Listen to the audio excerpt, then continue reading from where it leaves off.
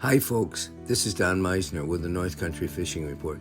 You know what I find absolutely amazing is that the champion of all our tourism programs with fishing seems to be smallmouth bass.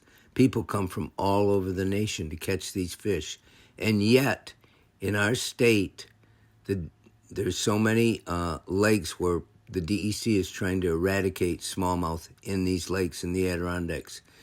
And what it is they're an invasive species. Whenever these bass get into some of these lakes, they're that dangerous because, let's face it, they've got to eat too.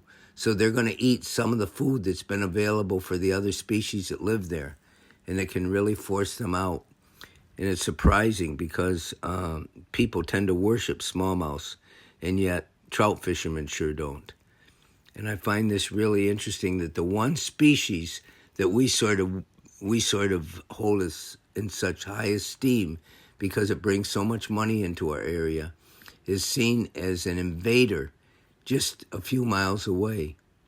And I understand all this. I realize that the balance of nature is so delicate. And anytime you take something new and put it in there, it's going to affect that balance. But I think it's really interesting to know this.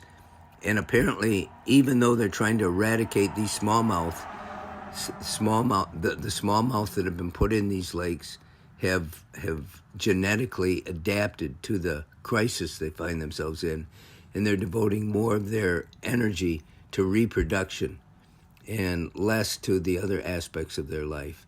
And it's really interesting. They want to keep their species going internally.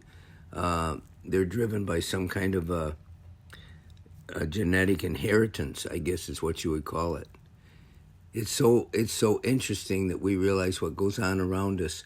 You know, the Adirondacks have fabulous bass fishing, and in most of the lakes, I believe there are largemouth bass. There's good populations of largemouth bass, and I've had some of the best bass fishing I've had in my life in some of the lakes that aren't that far from us in the St. Lawrence River Valley. There's wonderful bass fishing in the inner part of the state, but it's usually largemouth that reigns supreme.